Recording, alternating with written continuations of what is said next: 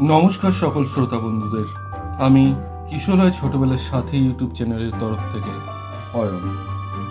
আজ আমরা আপনাদের শোনাব হেমেন্দ্র কুমার রায় রচিত জয়ন্ত মানিক সিরিজের গল্প নেতাজির ছয় মূর্তি।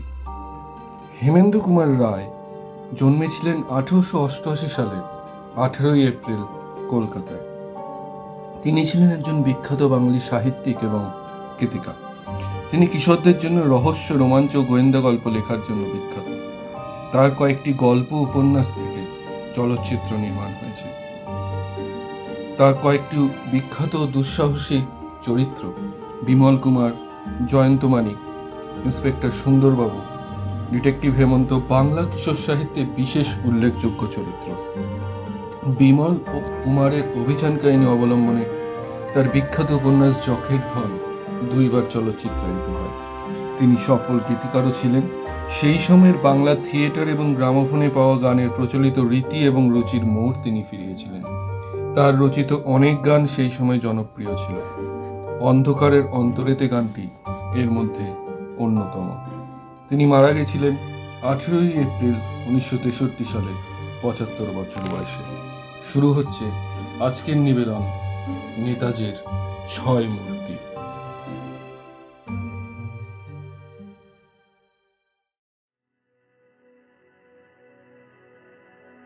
চায়ের পালা শেষ। জয়ন্ত বলল, মানিক, তাহলে অতঃপর কিং কর্তব্য এক চাল দাবা পড়ে খেলবে নাকি? হ্যাঁ রাজি। মানিক উঠে দাবা ছক আনতে গেল। তাহলে সুন্দরবাবু কি করবেন? খেলা দেখবেন না থানায় ফিরবেন? আমি ওই ইজি চেয়ারে বসে আরাম করে পা ছড়িয়ে শুয়ে একটা গোটা চুরুটকে ভস্ম পরিণত করব। হাতে বুঝি নতুন মামলা নেই? বিশেষ কিছু নেই। তবু শুনি না। এটা অত্যন্ত বাজে মামলা ভাই। লেজা মুড়ো কিছুই খুঁজে পাচ্ছি না। এ মামলায় গোয়েন্দা না ডেকে বরং ডাক্তারকে ডাকাই উচিত। অর্থাৎ?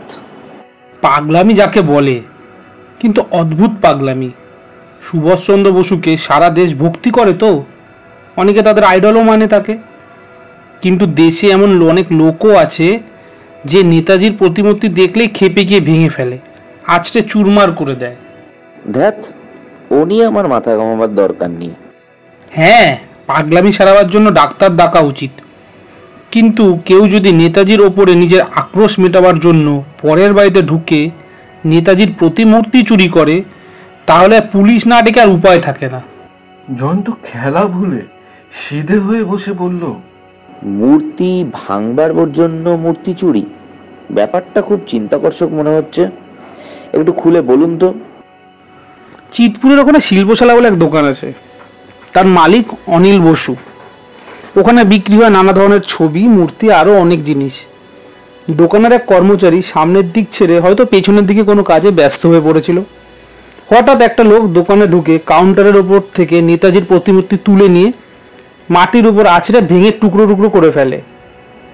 তারপর এত তাড়াতাড়ি সে পালিয়ে যায়, কেউ তাকে ধরতে পারেনি। এই হচ্ছে 4 দিন আগেকার কথা। দোকানের মালিক বিটের পাহারাওয়ালার কাছে অভিযোগ করেছিল বটে, কিন্তু ওই পর্যন্তই। প্লাস্টারে গড়া মূর্তি, দাম 10 টাকা, এ তো অতি তুচ্ছ ব্যাপার। তারপর দ্বিতীয় ঘটনা, এটা কিঞ্চিত গুরুতর, অদ্ভুতও বটে। ঘটেছে কাল রাত্রে। ডাক্তার চক্রবর্তীর নাম শুনেছ তো? তার বাসভবন হচ্ছে সিমলায়, আর ডাক্তারখানা কর্নওয়ালি স্ট্রিটে। নেতাজির গোড়া ভক্ত যাকে বলে। ওই শিল্পকলা থেকেই তিনি নেতাজির 2টি প্রতিমূর্তি কিনেছিলেন। তার একটি রেখেছিলেন বসত বাড়িতে, আর একটিকে রেখেছিলেন ডাক্তারখানায়। কাল রাত্রে বাড়িতে চোর ঢুকেছিল, কিন্তু আশ্চর্য এই যে সে নেতাজির মূর্তি ছাড়া আর কিছুই চুরি করেনি। বাড়ির বাইরেকার বাগানে গিয়ে মূর্তির দেওয়ালে দেখে সে আছড়ে ভেঙে লম্বা দিয়েছে। জয়ন্ত চমৎকৃত হয়ে বলল, আজব কাণ্ড তো। 3টে মূর্তি এক ছাঁচ থেকে গড়া? হ্যাঁ, আজ সকালে চারুবাবু ডাক্তারখানা ঢুকে দেখেন সেখানেও কাল রাত্রে কে এসে নেতাজির মূর্তি ভেঙে দিয়ে চলে গেছে। মেঝের ওপর ছড়িয়ে পড়ে রয়েছে তার ভাঙা টুকরোগুলো। এই তো ব্যাপার জয়ন্ত। এ কিরকম মামলা ভায়া? কেবল অদ্ভুত নয়, সৃষ্টি ছাড়া বললেও চলে। কিন্তু লোকটা যদি পাগল হয় তাহলে তার পাগলামির ভেতর বেশ একটি পদ্ধতি আমি দেখতে পাচ্ছি। পদ্ধতি? হ্যাঁ, চারুবাবুর বাড়ি থেকে মূর্তিটা সে বাইরে নিয়ে গিয়েছিল, পাছে মূর্তি ভাঙার শব্দে বাড়ির লোকের ঘুম ভেঙে যায় এই ভয়। ডাক্তারখানায় অন্য লোকের ভয় নেই, তাই মূর্তিটা ভাঙা হয়েছে ঘরের ভেতরেই। ঘটনাগুলো আপাতত অকিঞ্চিতকর বলেই মনে হচ্ছে বটে, কিন্তু জানেন তো সুন্দরবাবু, গোয়েন্দার কাছে অকিঞ্চিতকর কিছুই নয়। আমি একবার ঘটনাস্থলে একগাছা ভাঙা লাঠি পেয়ে হত্যাকারীকে গ্রেপ্তার করেছিলাম। যাক গে, সেসব কথা। এই পাগল আবার যদি কোনো কাণ্ড করে আমাকে জানাবেন। এখন আপনি খান চুরুট আর আমরা খেলি দাবা বড়ি। নতুন ঘটনা ঘটতে দেরি লাগলো না। পরদিন সকালে টেলিফোনে ক্রিং ক্রিং শুনে রিসিভারটা তুলে নিয়ে জয়ন্ত শুনল সুন্দরবাবু বলছেন, হ্যাঁ, হ্যালো জয়ন্ত, শিগগিরই এসো 15 নম্বর 55 পাল স্ট্রিটে। রিসিভারটা যথাস্থানে রেখে মানিকের দিকে ফিরে জয়ন্ত বলল, চটপট চুবুক দিয়ে চা শেষ করো, সুন্দরবাবুর আমন্ত্রণ এসেছে। ব্যাপারটা কি? কিছু বোঝা গেল না, তবে খুব সম্ভব সেই মূর্তি ধ্বংসকারী উন্মত্তের নতুন কীর্তি। 55 পাল স্ট্রিটের 15 নম্বর হচ্ছে একখানা সাধারণ বাড়ি। দরজার সামনে রাস্তার উপরে কৌতূহলী জনতা। জয়ন্ত বলল, এত ভিড় কেন? নিশ্চয়ই যাতা ব্যাপার নয়। ওই যে বাড়ির সামনে দাঁড়িয়ে আছেন সুন্দরবাবু। কি বসাই, খবর কি? সুন্দরবাবু গম্ভীর মুখে বললেন, ভেতরে এসো। বৈঠকখানায় বসে আছেন এক প্রৌঢ় ভদ্রলোক। তার ভাবভঙ্গি অত্যন্ত উত্তেজিত। সুন্দরবাবু বললেন, ইনি হচ্ছেন বিখ্যাত রিপোর্টার হারাধন বাবু। ও হ্যাঁ, তোমাদের পরিচয় এনাকে আর দিতে হবে না, ইনি তোমাদের চেনেন। জরুরি তলব করেছেন কেন? আবার সেই নেতাজি মূর্তির মামলা। আবার নতুন মূর্তি ভঙ্গ হয়েছে? আবার মূর্তিভঙ্গের উপর হত্যাকাণ্ড। হারাধন বাবু, ব্যাপারটা খুলে বলুন তো। বিরস বদনে হারাধন বাবু বললেন, ওই জন্য প্রকৃতির নির্দয় পরিহাস। পরের খবর সংগ্রহ করতে করতে সারা জীবন কাটিয়ে দিলাম, আর আমার নিজের বাড়ির এত বড় খবরটা নিয়ে কাগজে পাঠাতে পারছি না। আমার মাথা এমন ভয়ানক গুলিয়ে গিয়েছে, বাইরের রিপোর্টারের মতন আমি যদি এখানে আসতাম, প্রত্যেক কাগজের জন্য অন্তত 2 কলম করে খবর পাঠাতে পারতাম। তা তো হলোই না, উল্টে এর ওর তার কাছে বারবার বলে খবর ক্রমেই বাসি করে ফেলছি। তবে আপনার কথা আলাদা জয়ন্তবাবু, আপনি যদি সব শুনে এই অদ্ভুত রহস্যের কোনো হদিশ দিতে পারেন তবে আমার মস্ত লাভ হতে পারে। জয়ন্ত চুপ করে শুনছে, কিছু বলছে না। হারাধন বাবু বললেন, মাস 4 আগে শ্যামবাজারের লক্ষ্মীর ভাণ্ডার থেকে আমি নেতাজির একটি প্রতিমূর্তি কিনেছিলাম। মনে হচ্ছে সেই মূর্তির জন্যই এই অদ্ভুত কাণ্ড কারখানা। বাড়ির সব উপরকার ঘরে বসে অনেক রাত পর্যন্ত আমাকে কাজ করতে হয়। কালো করছিলাম। গভীর রাতে বাড়ির একতলায় একটা যেন শব্দ হলো। খানিকক্ষণ কান পেতে রইলাম, কিন্তু আর কিছু শুনতে না পেয়ে ভাবলাম শব্দটা এসেছে বাড়ির বাইরে থেকে। মিনিট 5 কাটলো, তারপর বিষময় আর্তনাদ। জয়ন্তবাবু, এমন ভয়াবহ আর্তনাদ আমি জীবনে আর কখনো শুনিনি। তার স্মৃতি জীবনে আর কোনোদিন ভুলতেও পারবো না। ভয়ে স্তম্ভিত হয়ে 2-1 মিনিট চুপ করে বসে রইলুম। তারপর এক গাছে লাঠি নিয়ে নিচে নেমে এলুম।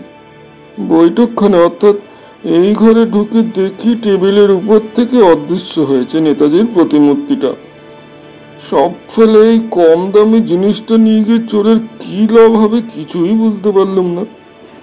এমন সময় নজর পড়ল বৈঠকখানা থেকে রাস্তার দিকে যাবার দরজাটা রয়েছে খোলা।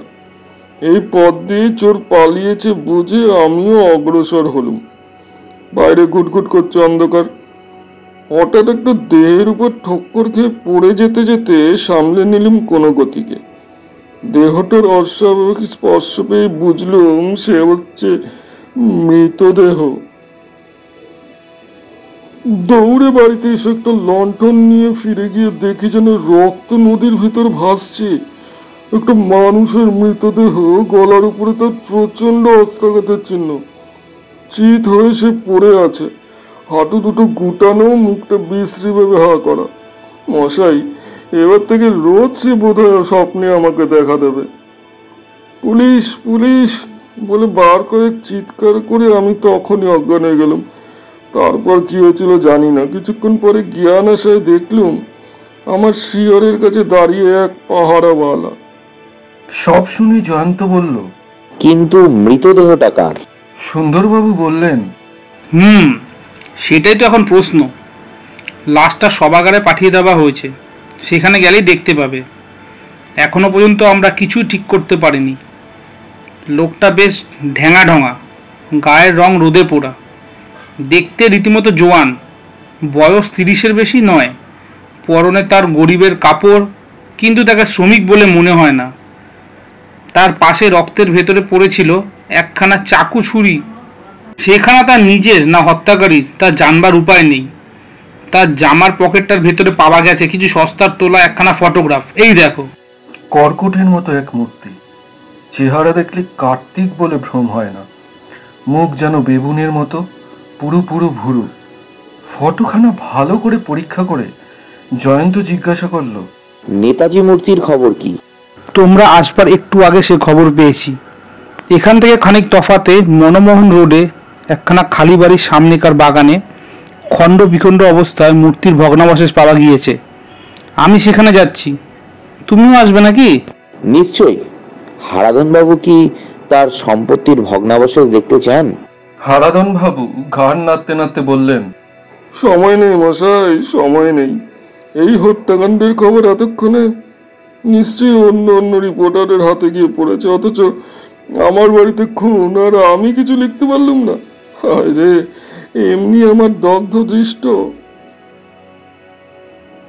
যে মহামানুষকে নিয়ে ভারতে এবং ভারতের বাইরে বিস্ময়কর আন্দোলনে সাড়া পড়ে গিয়েছিল, যার আদর্শ অনুপ্রাণিত হয়ে হিন্দু ও মুসলমান পরস্পরকে সত্যিকার ভাই বলে মেনে নিয়েছিল, এবং যার ব্যক্তিত্বের প্রভাবকে বাধা দিতে গিয়ে মহাত্মা গান্ধীকে পর্যন্ত প্রকাশ্যে পরাজয় স্বীকার করতে হয়েছিল, তারই খণ্ড বিখণ্ড প্রতিমূর্তির স্বাভাবিক পরিণাম দেখে জয়ন্ত স্তব্ধ হয়ে দাঁড়িয়ে রইল খানিকক্ষণ।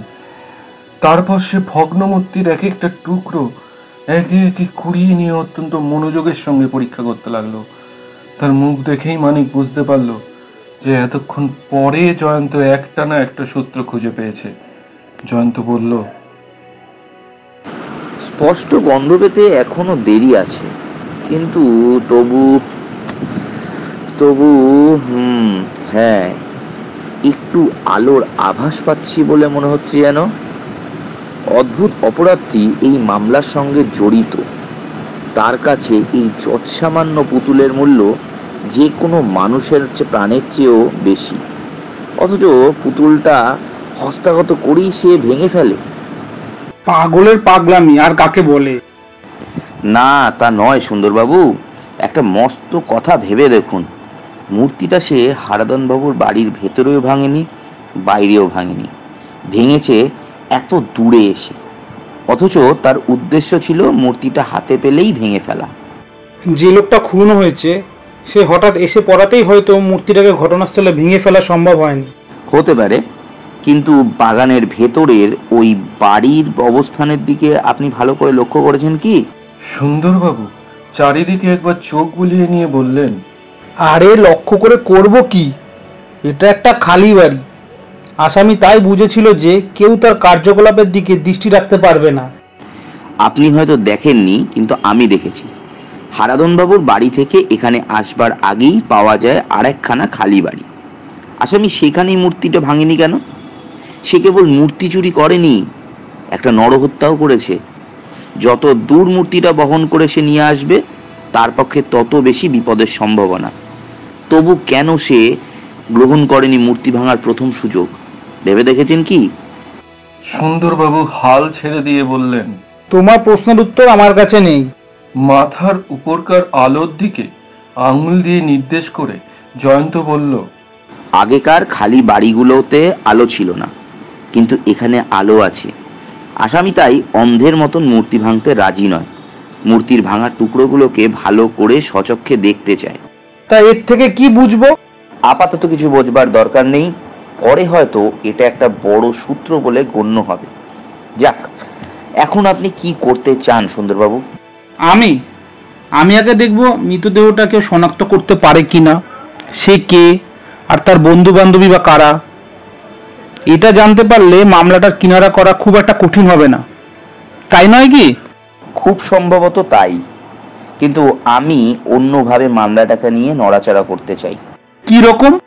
আপাতত আমি আমার মত আপনার ঘাড়ে চাপাতে রাজি নই। আমরা স্বাধীনভাবে কাজ করি, আসুন। খানিকটা অগ্রসর হবার পর আবার দুজনে মিলে পরামর্শ করা যাবে, কি বলেন? বহুত আচ্ছা। মৃতের পকেট থেকে যে ফটোখানা পাওয়া গেছে সেখানে আমায় দিতে পারেন? এই নাও, কিন্তু ছবিখানা কালকেই ফিরিয়ে দিও। উত্তম, তাহলে এখন বিদায় হলো। খানিকটা দূরে গিয়ে জয়ন্ত ডাকলো, হারাধনবাবু নেতাজির মূর্তিটি কিনেছিলেন লক্ষ্মীর ভাণ্ডার থেকে। চলো সেখানে যাই। শ্যামবাজারের লক্ষ্মীর ভাণ্ডারে গিয়ে শোনা গেল দোকানের মালিক অনুপস্থিত, বিকালের আগে ফিরবেন না। জয়ন্ত বলল, আপাতত আমাদের লক্ষ্মী ভাণ্ডারে ঠাঁই হলো না, অতঃপর হাড়ির অন্য ভাঁজ টিপে দেখতে হবে, বুঝলে মানিক? চলো মানিক, চিতপুর রোডের শিল্পশালায় চলি। শিল্পশালার মালিক অনিলবাবু জয়ন্তের প্রশ্ন শুনে বললেন, কে মশাই? হ্যাঁ, ওই কাউন্টারের ওপরেই ছিল নেতাজির মূর্তিটা। যদি কোনো বদমাস যখন খুশি যেখানে সেখানে ঢুকে যা ইচ্ছে করে তাই করে লম্বা দিতে পারে, তাহলে মিথ্যে আমরা ট্যাক্সও দিয়ে মরি কেন? ডাক্তার চারু চক্রবর্তীও তো আপনার কাছ থেকে নেতাজির আরো দুটো মূর্তি কিনেছিলেন। আগে হ্যাঁ, কিন্তু সেখানেও তো শুনছি এই কাণ্ড হয়েছে। এসব আর কিছু নয়, এগুলো সব কমিউনিস্টদের কীর্তি। আপনার এখানে নেতাজির আর কোনো মূর্তি আছে? না মশাই, আর তো নেই। ওই মূর্তি তিনটি আপনি কোথা থেকে কিনেছিলেন? বড় বাজারে আগরওয়াল অ্যান্ড সন্স থেকে। ওদের অনেক দিনের মস্ত বড় কারবার। এই ফটোখানা কার বলতে পারেন? না না, দাঁড়ান দাঁড়ান, চিনতে পারছি, এ তো হীরালাল। হীরালাল কি? পাথরের কারিগর, অল্প স্বল্প মূর্তি করতে আর ছবির ফ্রেম গিল তৈরি করতে পারে। গেল সপ্তাহেও সে এখানে কাজ করে গেছে। তার ঠিকানা আমি জানি না। সে চলে যাবার ঠিক দুদিন পরে আমার দোকানে নেতাজির মূর্তিটা ভেঙে দিয়ে পালিয়ে যায়। শিল্পশালার বাইরে এসে মানিক বলল, তুমি কোন তালে আছো কিছুই বুঝছি না জয়ন্ত। এইবারে কোন দিকে যাত্রা? বড় বাজারে আগরওয়াল অ্যান্ড সন্স কারখানায়। বড় বাজারে অন্ধকার ও দুর্গন্ধের মুলুক। সংকীর্ণ অলিগলির অত্যন্ত জনস্রোত ভেদ করে জয়ন্ত মানিক যথাস্থানে এসে হাজির হলো। ম্যানেজারের ঘরে ঢুকে একটা দ্বার পথ দিয়ে তারা দেখতে পেল উঠানে বসে কারিগরদের কেউ পাথর কাটছে, কেউ ছাদ থেকে মূর্তি করছে। ম্যানেজার অবশ্য মারোয়ারি। জয়ন্তর জিজ্ঞাসার জবাবে পুরাতন খাতা খুলে দেখে বললেন, আমরা নেতাজির অনেক মূর্তি করেছি। বছর খানেক আগে একই ছাঁচ থেকে নেতাজির যে কটা মূর্তি করা হয় তার মধ্যে 3টে গিয়েছে শিল্পশালায় আর বাকি 3টে পাঠানো হয়েছে লক্ষ্মীর ভাণ্ডারে। পরে ওই ছাঁচ থেকে আরো অনেক মূর্তি করা হয়েছে, কিন্তু সেগুলো পাঠানো হয়েছে সবই কলকাতার বাইরে। মূর্তিগুলি কেমন করে তৈরি করা হয়? এই মুখের দুধার থেকে নেওয়া হয় দুটো ছাঁচ, তারপর ছাঁচ দুটো একসঙ্গে যুক্ত করে মূর্তি করা হয়। ভিতরটা থাকে ফাঁপা, ভিজে প্লাস্টার শুকিয়ে গেলে মূর্তিগুলোকে গুদামে রাখা হয়।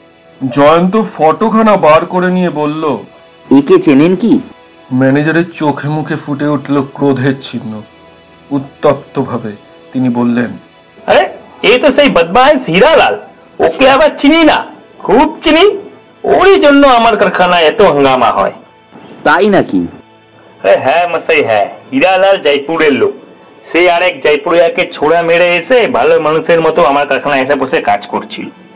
তারপর পুলিশ এসে আমাদের কারখানা ঢুকে তাকে এসে গ্রেপ্তার করে নিয়ে যায়, আর আমাদের ছোটাছুটি করে মরতে হয় থানায় আদালতে।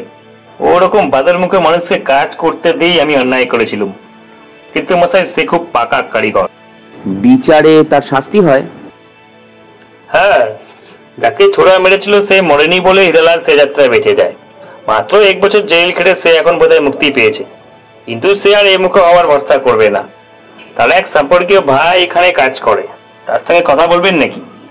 জয়ন্ত ব্যস্তভাবে বলে উঠল, না না, তাকে ডাকবার দরকার নেই এবং অনুগ্রহ করে তাকে আমাদের কোনো কথাই জানাবেন না। ব্যাপারটা কি গোপনীয়? হ্যাঁ, অত্যন্ত। তারপর আর একটি জিজ্ঞাসা আছে। পাকা খাতা দেখে আপনি তো বললেন যে নেতাজির ওই 6টি মূর্তি গেল বছরের 3রা জুন তারিখে এখান থেকে বাইরে গিয়েছে। আচ্ছা, হীরালাল গ্রেপ্তার হয়েছে কোন তারিখে বলতে পারেন?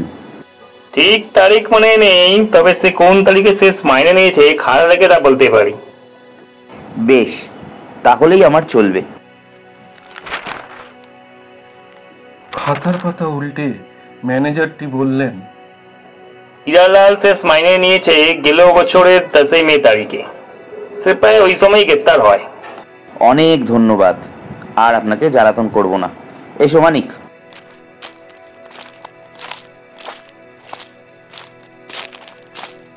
বিকালবেলায় জয়ন্ত ও মানিকের আবির্ভাব হলো শ্যামবাজারের লক্ষ্মীর ভাণ্ডারে। মস্ত বড় দোকান, অনেকগুলো বিভাগ। তারা একেবারে ম্যানেজারের সঙ্গে গিয়ে দেখা করলো। তাদের পরিচয় পেয়ে ম্যানেজার বললেন, হ্যাঁ মশাই, হারাধন বাবুর বাড়ির খবর আমরা পেয়েছি। তিনি আমাদের পুরনো খদ্দের। নেতাজির মূর্তিটি আমাদের এখান থেকেই কিনেছেন বটে। জয়ন্ত বলল, আপনাদের এখানে আরো 2টি নেতাজির মূর্তি আছে? না মশাই, নেই, বিক্রি হয়ে গিয়েছে। যারা কিনেছেন তারাও আমাদের চেনা খদ্দের। খাতায় তাদের নাম আর ঠিকানা সবই আছে। তাই আমি চাই। খাতা দেখে ম্যানেজার বললেন, একজনের নাম প্রফেসর সুরেশ চন্দ্র বসু, ঠিকানা 4 নম্বর রাজেন্দ্র রক্ষিত লেন, কলকাতা। আর একজন শ্যামপ্রসাদ সেন, ঠিকানা 7 নম্বর চন্দ্রকান্ত রোড, শ্রীরামপুর। আপনাদের কর্মচারীরা ইচ্ছা করলেই এই খাতার উপরে চোখ বুলাতে পারে, তাই তো? তা পারবেন না কেন? এ খাতা তত গোপনীয় নয়। ফটোর এই লোকটাকে কখনো দেখেছেন? জীবনে নয়। অমন বাদুড়ের চেহারা একবার দেখলে ভোলা অসম্ভব। হ্যাঁ, আর একটা প্রশ্ন, আপনার এখানে জয়পুরের কোনো লোক কাজ করে কি? করে বই কি, একজন নয় 3 জন। আচ্ছা মশাই, নমস্কার।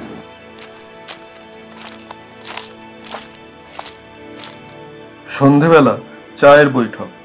মানিক বলল, তোমার মুখ যে আজ ভারী খুশি খুশি দেখাচ্ছে জয়ন্ত। বুঝতে পেরেছো? তোমাকে দেখে আমি বুঝতে পারবো না? তোমার মুখ যে আমার কাছে 10 বার পড়া কিতাবের মতো পুরনো।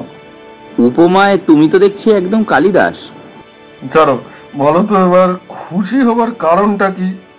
সবুর করো, সবুর করো, সবুরে মেওয়া ফলে। আমি এখন সুন্দরবাবুর জন্য অপেক্ষা করছি। না না, আর অপেক্ষা করতে হবে না। সিঁড়ির ওপরে ওই যে তার পায়ের শব্দ। মানিক চেঁচিয়ে বলল, ইংরেজিতে প্রবাদ আছে যে স্মরণ করলেই শয়তান দেখা যায়। তুমি সুন্দরবাবুকে স্মরণ করেছো, সুতরাং।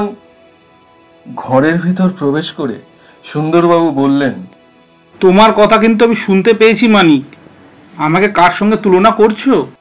আহা, তুলনা নয়, তুলনা নয়, আমি তো একটা প্রবাদ বলছিলাম। চুলোই যাক তোমার প্রবাদ। ওসব ছেঁড়া কথা কান দেওয়ার মতন সময় আমার নেই। তাহে জয়ন্ত, তোমার খবর কি? ভালো। নেতাজির মূর্তি নিয়ে আজ যথেষ্ট গবেষণা করা গিয়েছে। নেতাজির মূর্তির পেছনে এখনো তুমি লেগে আছো? বেশ বেশ, যার যা পদ্ধতি, আমি আপত্তি করব না। আমি কিন্তু এবারে তোমাকে পেছনে ফেলে এগিয়ে এসেছি। হ্যাঁ, তাই নাকি? যে লোকটা খুন হয়েছে তাকে শনাক্ত করতে পেরেছি। বলেন কি? খুনের কারণও আবিষ্কার করেছি। সাধু সাধু। অনিশবাবুকে জানো তো? ডিটেকটিভ ডিপার্টমেন্টে যত মেওরাবাদীদের নাম ধাম, তার চেহারা সব কিছুই তার নখদর্পণে। লাশটা দেখে তিনি চিনে ফেলেছেন। যার লাশ, তার নাম হচ্ছে রাধাকিষাণ, দেশ জয়পুরে। লোকটা নাকি 1 নম্বরের গুন্ডা, একটা মস্ত দলের সর্দার, অথচ সে হচ্ছে ভদ্র বংশের ছেলে। দেশে সুমিত্রা নামে তার একটি ভগ্নী আছে।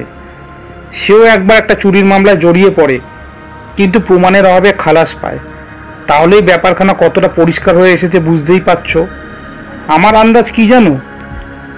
যে তাকে খুন করেছে সেও তার দলের লোক, যে কোনো কারণে রাধাকিষেণ তাকে পথ থেকে সরাতে চেয়েছিল। ঘটনার রাতে হঠাৎই হারাধনবাবুর বাড়িতে ঢুকে দেখে সে তার অপেক্ষায় পথের উপর দাঁড়িয়েছিল। তারপর সে বেরিয়ে এলে তাকে আক্রমণ করতে গিয়ে রাধাকিষণই নিজে পটল তুলতে বাধ্য হয়। কি বলো জয়ন্ত, আমার আন্দাজ কি ভুল?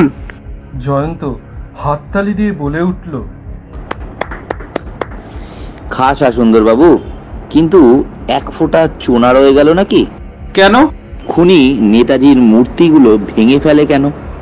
আরে রেখে দাও নেতাজির মূর্তি, ও কথা কি কিছুতেই ভুলতে পারবে না? তুচ্ছ পুতুল চুরি, বড় জোর 6 মাসের জেল, কিন্তু আসলে একটা খুনের মামলা, আর সেটাই হচ্ছে আমার কর্তব্য। এরপর আপনার কি কর্তব্য হবে? খুব সোজা, অবনীবাবুকে নিয়ে যাব বড় বাজারের বস্তিতে। খুব সম্ভবত ফটোর লোকটাকে তাহলে আজকেই গ্রেপ্তার করতে পারবো। তুমি কি যাবে আমাদের সাথে? হুম, আমার বিশ্বাস আরো সহজে আমরা আসামির দেখা পেতে পারি। অবশ্য আমি জোর করে কিছুই বলতে চাই না। আপনি যদি আজ রাত্রে আমাদের সঙ্গে আসেন আর দৈব যদি সহায় হয়, তাহলে হত্যাকারী নিজেই আপনার হাতের মুঠোর ভেতরে এসে ধরা পড়বে। কোথায় যেতে হবে শুনি? বড় বাজারে? না, 4 নম্বর রাজেন্দ্রক্ষিত লেনে। আমি অঙ্গীকার করছি সুন্দরবাবু, আমার আন্দাজ যদি ভুল হয়, কাল আমি আপনার সঙ্গে বড় বাজারের বস্তিতে ভ্রমণ করতে যাব। কি বলেন, রাজি? মানিক সকৌতুকে বলল, এখানে হুম মানে কি দাদা? হ্যাঁ, তাই ধরে নাও। জয়ন্ত টেবিলের সামনে গিয়ে একখানা কাগজে তাড়াতাড়ি কি লিখে সেখানে খামের ভেতর পড়ল। তারপর খামের উপর ঠিকানা লিখতে লিখতে চেঁচিয়ে ডাকলো, ওরে মধু, ও মধু, শ্রী মধুসূদন। আজ্ঞে বাবু। যাও তো বাপু এই চিঠিখানা নিয়ে। তুমি তো পড়তে জানো না, খামের উপরে ঠিকানা লেখা আছে। পারো তো দৌড়ে যাও, বড্ড জরুরি চিঠি। মধুর প্রস্থান, জয়ন্তর গাত্রোত্থান। সে বলল, সুন্দরবাবু, তাড়াতাড়ি বাড়ি গিয়ে খেয়ে দে খানিকটা গড়িয়ে নিন। রাত 10:30টার সময় আপনার এখানে পদার্পণ করলেই চলবে। রাত 11:30টার ভিতরে যাত্রা করব। সুন্দরবাবুর প্রস্থান। জয়ন্ত বলল, মানিক, আমাকে এখন পাশের ঘরে গিয়ে পুরনো খবরের কাগজের ফাইল ঘাঁটতে হবে। আজ রাত্রে বোধহয় অনিদ্রারই ব্যবস্থা। তুমি ইচ্ছা করলে অল্প বিস্তর বিশ্রাম করতে পারো, বুঝলে? রাত্রি প্রায় 10টার সময় পাশের ঘর থেকে জয়ন্ত বেরিয়ে এলো ধূলি ধূসরিত হস্তে। সোফার উপরে লম্বা হয়ে শুয়েছিলাম আমি। বললাম, কি বন্ধু, তোমার খুশি মুখ যে আরো খুশি হয়ে উঠেছে বলে মনে হচ্ছে। 2 ভ্রু নাচিয়ে জয়ন্ত বলল, যা খুঁজছিলাম তা পেয়েছি। রাত 11:30। সদর দরজায় অপেক্ষা করছিল জয়ন্তর মোটর। সুন্দরবাবু মানিকের সঙ্গে সে মোটরে গিয়ে উঠল। সুন্দরবাবু যে সশস্ত্র সে বিষয়ে সন্দেহ নাস্তি। মানিক, তুমিও রিভলভার এনেছো তো? সে কথা আবার বলতে। গাড়ি ছুটল। এ রাস্তা ও রাস্তা মারিয়ে গাড়ি যখন একটা চৌমাথায় হাজির হলো, কলকাতা শহর তখন যেন ঘুমিয়ে পড়বার চেষ্টা করছে। জয়ন্ত চালককে ডেকে বলল, গুড্ডা সিং, তুমি এখানে গাড়ি থামাও। এখানেই তুমি আমাদের জন্য অপেক্ষা করো। আমাদের এখন শ্রীচরণী ভরসা। না মানিক, নামুন। সুন্দরবাবু, আরে মশাই, আপনার নাসা যন্ত্র যে সঙ্গীত সৃষ্টি করবার চেষ্টা করছে, বলি ঘুমোলেন নাকি? ঘুমোয়নি হে, ঘুমোয়নি। এই বিষম গরমে শীতল সমীকরণ সেবন করে কিঞ্চিত তন্দাতুর হয়েছিলাম আর কি। আমি এখন সম্পূর্ণরূপে জাগ্রত। কি বলবে বলো? এইবার গাড়ি থেকে অবতরণ করার সময় এসেছে। এসেছে নাকি? এই আমি নেমে পড়লুম। গাড়ি নিয়ে বেশি দূর যাওয়া সঙ্গত নয়। এইবার পদব্রজে মিনিট 5 অগ্রসর হতে হবে। জো হুকুম। আমি প্রাচীন সৈনিক, যা বললা তাতেই রাজি। আমি সবেগে পথচালনা করলুম। পথে আর লোক চলাচল নেই বললেই চলে। গোটা কয়েক কুকুর শহরের মৌনব্রত ভাঙবার চেষ্টা করছে এবং রাস্তার এখানে ওখানে 2-3 বা ততোধিক গা এলিয়ে উপুর হয়ে শুয়ে নির্বিকারভাবে করছে রোমন্থন। 4 নম্বর রাজেন রক্ষিত লেন। রেলিং ঘেরা জমির ভেতর একখানা মাঝারি আকারের বাড়ি, তার গায়ে কোথাও নেই আলোর রেখা। বাড়ির লোকেরা নিশ্চয়ই শয্যায় আশ্রয় গ্রহণ করেছে। রাস্তার ইলেকট্রিক পোস্টের আলোয় সুন্দরবাবুর নামটা পাঠ করলেন, প্রফেসর সুরেশচন্দ্র বসু। জয়ন্ত বলল, রাত্রেও এই বাড়ির ফটক বন্ধ হয় না দেখছি। চলুন সুন্দরবাবু, বাগানে গিয়ে ওই হাসনুখানার ঝোপের আড়ালে আমরা লুকিয়ে থাকি, নয়তো অনেক রাত পর্যন্ত আমাদের মশক দংশন সহ্য করতে হবে। হয়তো কাল সকাল পর্যন্ত অপেক্ষা করিও আমাদের ভাগ্যে লাভ হবে প্রকাণ্ড একটা অশ্বডিম্ব। কিন্তু উপায় কি বলুন, যে পূজার যে মন্ত্র। কিন্তু জয়ন্তর আশঙ্কা সফল হলো না। 8 ঘন্টা কাটতে না কাটতেই কোথা থেকে আচমকা দেখা দিল একটা ছোট্ট কালো মূর্তি। তীরের মতন বাগানের ভেতর ছুটে এসেই সে বাড়ির ছায়ার ভিতরে কোথায় হারিয়ে গেল, ঠিক যেন একটা বানর। কয়েক মুহূর্ত কেটে গেল নীরবে। তারপর একটা শব্দ, কে যেন একটা জানলা খুলছে ধীরে ধীরে। তারপর আবার সব চুপচাপ। জয়ন্ত বলল, এসো মানিক, আমরা জানলার নিচে দাঁড়িয়ে থাকি, চোর বাইরে বেরুলেই গ্রেপ্তার করব। কিন্তু তারা 2-1 পা এগোবার আগেই বাড়ির ভিতর থেকে আবার হলো সেই মূর্তিটার আবির্ভাব। আর তার হাতের তলায় রয়েছে সাদা মতন কি একটা জিনিস। সে চারিদিকটা একবার চটপট দেখে নিল। এখনকার নীরবতার আর নির্জনতায় বোধহয় অস্বস্ত হলো। হাতের জিনিসটা মাটির উপর নামিয়ে রাখলো, তারপর জেগে উঠল ফটাফট শব্দ। জয়ন্ত সঙ্গীদের নিয়ে বেগে ছুটে গেল তার দিকে। লোকটা তখন হেঁট হয়ে এমন একাগ্র মনে মাটির দিকে তাকিয়ে আছে, সে কিছু বুঝতে পারল না। তার পিঠের উপরে বাঘের মতো ছাপিয়ে পড়ল জয়ন্ত, এবং সে এখনো বাধা দেবার আগেই মানিকের সাহায্যে সুন্দরবাবু হাত করা দিয়ে তার 2 হাত করে নিল বন্দি। তাকে চিৎ করে ফেলতেই দেখা গেল তার হাড় কুৎসিত বেলুনের মুখখানা অবিকল সেই ফটোগ্রাফের প্রতিচ্ছবি। জয়ন্ত মাটির উপর হুমড়ি খেয়ে পড়ল। সেখানে ইতস্তত বিকীর্ণ হয়ে আছে নেতাজির আরেকটি মূর্তির ভাঙা টুকরো।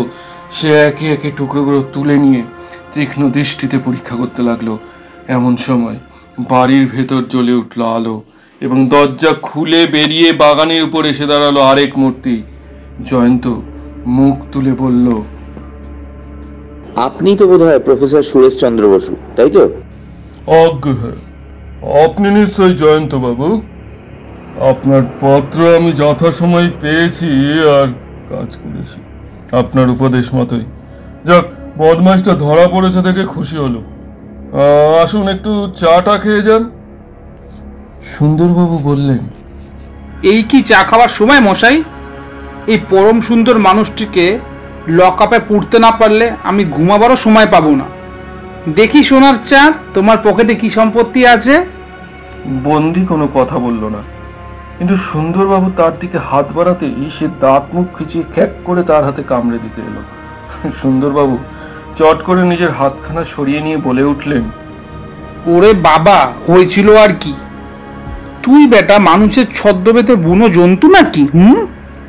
এর মুন্ডুটা 2 হাতে আচ্ছা করে চেপে ধরো তো মানিক, সাবধান যেন কামড়ে না দেয়। এর পকেটগুলো হাতরে না দেখলে চলবে না। আসামির পকেট হাতরে পাওয়া গেল কেবল 3 টাকা 10 পয়সা আর একখানা ছোরা। জয়ন্ত ছোরাখানা আলতো পরীক্ষা করে বলল, এর হাতলে এখনো তো রক্তের দাগ লেগে রয়েছে দেখছি, নিশ্চয়ই গুন্ডা রাধা কিষেনের রক্ত। সুন্দরবাবু বললেন, ওহে রূপবান পুরুষ, তা তোমাকে কোন নাম ধরে সম্বোধন করব বাপু? বন্দি নিরুত্তর। সুন্দরবাবু বললেন, নাম বললে না, জিতারাহ বেটা। কিন্তু তুমি তো জানো না, ডিটেকটিভ ডিপার্টমেন্টের অবনীবাবুর কাছে তোমার নাম ধাম যাবতীয় গুণাবলী আর কিছুই ধামাচাপা থাকবে না। জয়ন্ত বলল, রাত বাড়ছে সুন্দরবাবু। হ্যাঁ, আমরাও এবার গা তুলব। কিন্তু ভাই জয়, তুমি কিভাবে জানতে পারলে যে এই খুনেটা আজ এখানে আসবে? আমি তো কিছুই বুঝতে পারছি না। আপাতত আর বুঝে কাজ নেই, কারণ আমার কাছেও এখনো সব রহস্য পরিষ্কার হয়নি। এই লোকটা নেতাজির মূর্তি ভাঙে কেন? আরে থো করো তো ও কথা, এটা হচ্ছে খুনের মামলা, খুনি গ্রেপ্তার হয়েছে। এখনো তুমি নেতাজির মূর্তি নিয়ে মস্ত ঘরমুক্ত করছো কেন? না সুন্দরবাবু, এটা খুনের মামলা নয়, এটা হচ্ছে নেতাজির মূর্তির মামলা। আর আমার ধারণা খুনোখুনির কারণই হচ্ছে নেতাজির মূর্তি। সে কারণ আবিষ্কার না করতে পারলে আদালতে আপনার খুনের মামলা ফেঁসে যাবে। অত বাক্যবয়ে কেন? কারণটা ব্যক্তই করো না বাপু। কারণ অনুমান করেছি বটে, কিন্তু সেই অনুমান সত্য বলে প্রমাণ করবার উপায় আমার কাছে নেই। তবে আসছে পরশুদিন বিকেলে যদি আপনি আমার বাড়িতে পায়ের ধুলো দেন, তাহলে আপনাকে আমি মেঘ সরিয়ে সূর্যালোক দেখবার আশা করলেও করতে পারি। নির্দিষ্ট দিনে যথাসময়ে সুন্দরবাবু দেখা দিলেন জয়ন্তর বৈঠকখানায়। জয়ন্ত বললে, খবর শুভ তো? সুন্দরবাবু গর্বিতভাবে বললেন, হে, আমি তোমার আগেই সূর্যালোক দেখতে পেয়েছি জয়ন্ত। আপনি ভাগ্যবান। না না, ঠাট্টা না। অবনীবাবু খোঁজ খবর নিয়ে এর মধ্যে আসামির সব গুপ্ত কথা জানতে পেরেছেন। তার নাম হীরালাল, বাড়ি জয়পুরে। আগে তার স্বভাব ভালোই ছিল, সৎ পথে থেকে মূর্তি গড়ে বেশ 2 পয়সা রোজগার করত। তারপর আর কি, কুসঙ্গে মিশে গিয়ে সে গোল্লায় যায়, দুবার জেল খাটে, একবার চুরিও করে আর একবার ছোড়া মারে। নেতাজির মূর্তিগুলো কেন যে ভাঙলো তা এখনো জানা যায়নি, কারণ হীরালাল ও সম্বন্ধে কোনো কথাই বলতে নারাজ। কিন্তু আমরা সন্ধান নিয়ে এইটুকু জানতে পেরেছি যে মূর্তিগুলো তার নিজের হাতেই গড়া। সুন্দরবাবু নিজের মনে কথা বলে যাচ্ছিলেন, কিন্তু জয়ন্ত বোধহয় তার কথা মন দিয়ে শুনছিল না। থেকে থেকে সে যেন কান পেতে কি শোনে। মাঝে মাঝে উঠে জানলার ধারে যায়, তারপর আবার এসে বসে পড়ে। সুন্দরবাবু শুধলেন, তোমার আজ কি হয়েছে জয়ন্ত? তুমি এত অন্যমনস্ক কেন?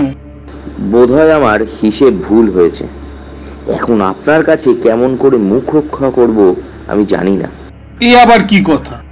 আজ এখানে আসবার জন্য একজনকে টেলিগ্রাম করেছিলাম, কিন্তু নির্দিষ্ট সময় উতরে গেছে। তিনি তো এলেন না। কে তিনি? শ্যামাপ্রসাদ সেন, থাকেন শ্রীরামপুরে। খুনি যে কেন নেতাজির মূর্তিগুলো ভাঙতো তার উত্তর জানা যেতে পারে তার কাছেই। প্রশ্নের উৎপত্তি কলকাতায় আর উত্তর আসবে শ্রীরামপুর থেকে? অবাক। জয়ন্ত চমকে বলল, মানিক, দেখো তো দরজায় একখানা গাড়ি এসে থামলো না? একবার দেখে আসো তো। আমি ঘর থেকে বেরিয়ে গিয়ে আবার ফিরে আসলাম একজন বৃদ্ধ ভদ্রলোককে সঙ্গে নিয়ে। তার ডান হাতে খবরের কাগজ দিয়ে মোড়া একটি জিনিস। জয়ন্ত জিজ্ঞাসা করল, আপনি কি শ্রীরামপুরের শ্যামাপ্রসাদ বাবু? হ্যাঁ, কিন্তু ঠিক সময় আসতে পারেনি বলে মাফ করবেন। ট্রেনের ধরম ধারণ তো জানেনি। বসুন। নেতাজির মূর্তিটি এনেছেন তো? হ্যাঁ, এই যে আমার হাতে। উত্তম, তাহলে কাজের কথা হোক। জয়ন্ত বাবু, আপনি কি সত্যি সত্যি মূর্তিটি 300 টাকা দিয়ে কিনতে চান? নিশ্চয়ই। কেমন করে জানলেন ওই মূর্তিটি আমার কাছে আছে? লক্ষ্মীর ভান্ডারের ম্যানেজার আপনাকে বলেছেন? তাহলে এ কথাও শুনেছেন তো মূর্তিটি আমি কিনেছি কত টাকা দিয়ে? না মশাই, আমি মস্ত ধনী নয় বটে, কিন্তু ঠগ জুয়াচোর নই। আগে থাকতেই আপনাকে জানিয়ে রাখতে চাই, মূর্তিটির দাম 10 টাকা মাত্র। শ্যামাপ্রসাদ বাবু, আপনার সততা দেখে খুশিও হচ্ছি, বিস্ময়ে হতবাকও হচ্ছি। মূর্তিটির আসল দাম যাই হোক, আমি 300 টাকা দিয়েই ওটি আপনার কাছ থেকে কিনতে চাই। শ্যামাপ্রসাদ কাগজের মোড়ক খুলে মূর্তিটি টেবিলের উপরে রাখলেন। পকেট থেকে 3খানা 100 টাকার নোট বার করে জয়ন্ত বলল, শ্যামাপ্রসাদ বাবু, টেবিলের ওপরে কাগজ কলম আছে। এই 2 জন সাক্ষীর সামনে আপনি অনুগ্রহ করে লিখে দিন যে 300 টাকার বিনিময়ে মূর্তিটি আমার কাছে আপনি বিক্রয় করলেন এবং ওর উপরে ভবিষ্যতে আপনার কোনো দাবি দাওয়া রহিল না। জয়ন্তর কথা মতো কাজ করে 300 টাকা নিয়ে প্রস্থান করলেন শ্যামাপ্রসাদ বাবু। সুন্দরবাবু বিস্ময়ে বললেন, জয়ন্তর মাথা খারাপ হয়ে গিয়েছে, জেনে শুনেও ঠকলে। আরে ছ্যা। জয়ন্তবাবু মুখ টিপে একটু হেসে উঠে দাঁড়ালো। একখানা নতুন টেবিল ক্লথ বিছিয়ে নেতাজির মূর্তিটা তার মাঝখানে স্থাপন করে বলল, সুন্দরবাবু, এইবার আমি একটি অপকর্ম করব, মহা অপকর্ম। 10 টাকার মাল 300 টাকায় কিনে তো অপকর্মই করেছো, তার উপরে আবার কি অপকর্ম আছে? একটা হাতুড়ি নিয়ে জয়ন্ত বলল, আজ আমি বরণ্য নেতাজির এই প্রতিমূর্তিটিকে চূর্ণ বিচূর্ণ করব। তুমি যে হঠাৎ পাগল হয়ে গিয়েছো সে বিষয়ে আমার আর কোনো সন্দেহ নেই। মানিক, তোমার বন্ধুটিকে সামলাও, সে যেন আবার আমার মাথায় হাতুড়ির ঘা না দেয়। জয়ন্ত মূর্তির উপরে হাতুড়ির দ্বারা আঘাত করলো এবং মূর্তিটি সশব্দে ভেঙে চুরমার হয়ে গেল। জয়ন্ত সাগ্রহে টেবিলের উপরে হেঁট হয়ে পড়ল এবং একটা ভাঙা টুকরো তুলে সানন্দে বলে উঠল, দেখুন সুন্দরবাবু, দেখো মানিক, আমার হাতে রয়েছে মমতাজ বেগমের বিখ্যাত কালো মুক্তা। জয়ন্ত বলতে লাগলো, মমতাজ বেগমকে সম্রাট শাহজাহান যে মহামূল্যবান কালো মুক্তা উপহার দিয়েছিলেন তার খ্যাতি পৃথিবীর দেশে দেশে। নাদির শাহের ভারত আক্রমণের সময় এই মুক্তটি কোথাও হারিয়ে যায় এবং তা কোথায় হারিয়ে যায় তাও কেউ জানে না। অনেককাল পরে মুক্তাটি কেমনভাবে মধ্য ভারতের প্রতাপপুরের মহারাজার হস্তগত হয়। তারপর সেদিন থেকে আজ অবধি বংশানুক্রমে মুক্তার মালিক হতেন প্রতাপপুরের মহারাজ রাই। তারপর বর্তমান মহারানীর শয়নগৃহ থেকে মুক্তটি অদৃশ্য হয়ে যায়। তাই নিয়ে চারিদিকে খুব উত্তেজনার সৃষ্টি হয়। সুন্দরবাবু, সে কথা নিশ্চয়ই মনে আছে আপনার। পুলিশ সে মামলার কিনারা করতে পারেনি। মহারানীর এক পরিচারিকা ছিল, সে জয়পুরেরই মেয়ে, নাম সুমিত্রা। তারই উপর সন্দেহ হয়, কিন্তু তার বিরুদ্ধে কোনো প্রমাণ পাওয়া যায়নি। সুন্দরবাবু চমকে উঠলেন যে, বড়, আপনার মুখেই তো শুনেছি হারাধন বাবুর বাড়ির সামনে নিহত রাধা কিষণের এক ভাগ্নি আছে, নাম সুমিত্রা, আর সে জয়পুরের মেয়ে। হ্যাঁ মশাই, হ্যাঁ, এই দুই সুমিত্রা একই ব্যক্তি, তাতে আর কোনো সন্দেহ নেই। পুরাতন খবরের কাগজের ফাইল ঘেটে আমি আরো একটি তথ্য আবিষ্কার করেছি। কাকে ছোড়া মেরে হীরালাল সেদিন ধরা পড়ে, প্রতাপপুরের মহারানীর স্বয়ংগৃহ থেকে কালো মুক্তাটি অদৃশ্য হয় ঠিক তারই 4 দিন আগে। কল্পনায় ঘটনাগুলো পরপর আমরা ঠিক এইভাবে সাজাতে পারি। প্রথমে সুমিত্রা মুক্তাটি চুরি করে এবং ভাই রাধা কিষানের কাছে গোপনে পাঠিয়ে দেয়। হীরালাল হচ্ছে রাধা কিষানের দুষ্কর্মের সহকারী। সে হয় মুক্তাটি তার বন্ধুর কাছ থেকে চুরি করে, কিংবা নিজে পুলিশের দৃষ্টি থেকে আত্মরক্ষা করবার জন্য রাধা কিষান রাই তার কাছে মুক্তাটির জিম্মা রাখে। এরপর হঠাৎ একজন লোককে ছোড়া মেরে হীরালাল আগরওয়াল কারখানায় পালিয়ে আসে। তারপর সে যখন বসে বসে প্লাস্টারের মূর্তি করছে, ঠিক সেই সময় পুলিশের আবির্ভাব হয়। সে বুঝলে পুলিশ তার জামা কাপড় তল্লাশি করবেই। তার সামনে ছিল সবে গড়া ভিজে প্লাস্টারের মূর্তি। সে তাড়াতাড়ি একটা মূর্তির মাথায় ছেদা করে মুক্তাটি তার ভিতরে নিক্ষেপ করে, ছিদ্রটি আবার বন্ধও করে দেয়। দক্ষ কারিগরের পক্ষে এটা খুবই সহজ কাজ। তারপর সে 1 বছর জেল খাটে। ইতিমধ্যে নেতাজির 6টি মূর্তি কারখানার বাইরে এখানে ওখানে চলে গেছে। তাদের কোনটির মধ্যে যে মুক্তা আছে তা বাইরে থেকে দেখে কেউ বলতে পারে না। মূর্তি নাড়ালেও মুক্তার অস্তিত্ব জানা যাবে না, কারণ কাঁচা প্লাস্টার শুকিয়ে গিয়ে মুক্তাটিকে কামড়ে ধরেছে। মূর্তি ভাঙা ছাড়া মুক্তা আবিষ্কারের আর কোনো উপায় রইল না। এরপর হীরালালের মেয়াদ ফুরল। কিছুমাত্র হতাশ না হয়ে দস্তুর মতো মাথা খাটিয়ে ভিতরে ভিতরে খোঁজ নিয়ে সে জানতে পারলো কোন কোন মূর্তি কোন কোন ঠিকানায় গিয়েছে। তারপর আরম্ভ হলো তার নেতাজির মূর্তি ধ্বংস করার আক্রমণ। 4র্থ মূর্তি চুরি করতে গিয়ে হারাধন বাবুর বাড়ির সামনে হীরালালের সঙ্গে দেখা হয়ে গেল রাধা কিষানের। হীরালাল জেল থেকে বেরিয়েছে শুনে রাধা কিষান তাকেই খুঁজে বেড়াচ্ছে, কিন্তু এই সাক্ষাৎকারের ফল রাধা কিষানের পক্ষে হলো মারাত্মক। সুন্দরবাবু বললেন, হীরালাল যদি তার দুষ্কর্মের সহকারী হয়, তবে রাধা কিষান তার ফটো নিয়ে কেন বেড়াতো? খুব সম্ভবত কোনো তৃতীয় ব্যক্তির কাছে হীরালালের খোঁজ নেওয়ার সময় এই ফটো তার কাজে লাগতো। যাক সে কথা, আমি বেশ আন্দাজ করলুম খুনের পরে হীরালাল আরো তাড়াতাড়ি কাজ হাসিল করবার চেষ্টা করবে, কারণ পুলিশ তাকে খুঁজছে। এখন যথাসম্ভব শীঘ্র তার কলকাতা থেকে অদৃশ্য হয়ে যাওয়া উচিত। হীরালাল যে মূর্তির ভিতরে কালো মুক্তা লুকিয়ে রেখেছে তখনও পর্যন্ত সেই সন্দেহ আমার হয়নি, কিন্তু খালি বাড়ির সামনে ঠিক আলোর নিচে হীরালাল মূর্তিটি ভেঙেছিল এবং সেই কারণে আমার সন্দেহ হয়েছিল যে ফাঁপা মূর্তির মধ্যে কোনো না কোনো মূল্যবান জিনিস আছে, যার লোভে চোর এই সব কাণ্ড করছে। সন্ধান নিয়ে জানতে পারলুম 6টির মধ্যে আর শেষ 2টি মূর্তি আছে এবং সেই 2টি আছে যথাক্রমে প্রফেসর সুরেশচন্দ্র বসু আর শ্যামাপ্রসাদ সেনের কাছে। একজন থাকেন এই শহরেই এবং আরেকজন থাকেন শ্রীরামপুরে। আন্দাজ করলুম শহরের মূর্তিটিকে চুরি না করে কলকাতার বাইরে যাওয়া হীরালালের পক্ষে স্বাভাবিক নয়।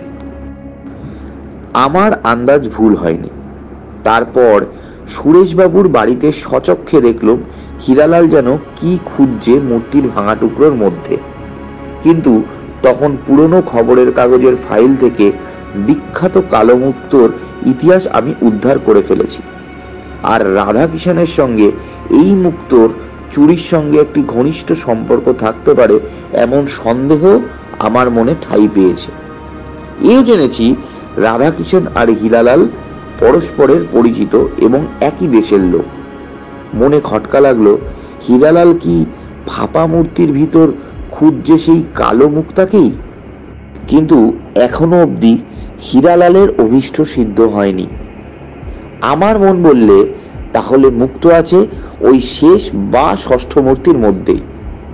সুধীরবাবু কপাল ঠুকে আপনার সামনেই 300 টাকা দিয়ে আমি ওই মূর্তিটা কিনলুম, দেখলেন তো? সুন্দরবাবু তারিফ করে বললেন, ধন্যী ভায়া ধন্যী, একটি মাত্র স্টক খণ্ড দিয়ে আজ একজোড়া পক্ষী বধ করেছ, একসঙ্গে দুটো মামলার কিরানা করে ফেলেছ যে হে। ওদিকে মুক্তা চুরির আর এদিকে মূর্তি চুরির মামলা। আমি বললাম, নেতাজি সুভাষচন্দ্রের জীবন হচ্ছে বিচিত্র অ্যাডভেঞ্চারে পরিপূর্ণ। তার প্রতিমূর্তিও বড় কম অ্যাডভেঞ্চারের সৃষ্টি করলো না। নেতাজির সবকিছুর সঙ্গেই আছে অসাধারণতার সম্পর্ক। জয় হিন্দ।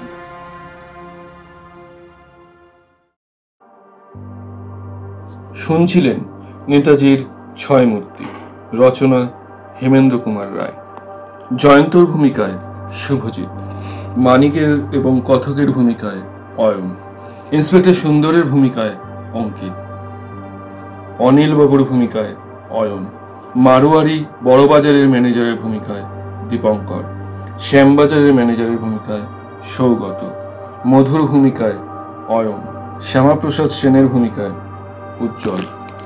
শব্দগ্রহণ, সঙ্গীত সংযোজন এবং এডিটিংয়ে অয়ন, পোস্টার ডিজাইনে অঙ্কিতা পোদ্দার, নির্দেশনায় টিম কিশোলয়। নিজেদের গল্প পাঠান ডেসক্রিপশনে দেওয়া আমাদের মেল আইডিতে। আমাদের সাথে জুড়ে থাকুন ফেসবুক এবং ইনস্টাগ্রামের লিঙ্ক ডেসক্রিপশনে। ধন্যবাদ, সাথে থাকবেন।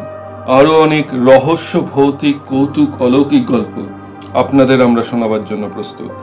দেখা হবে আগামী গল্পে। আজকের মতো বিদায়।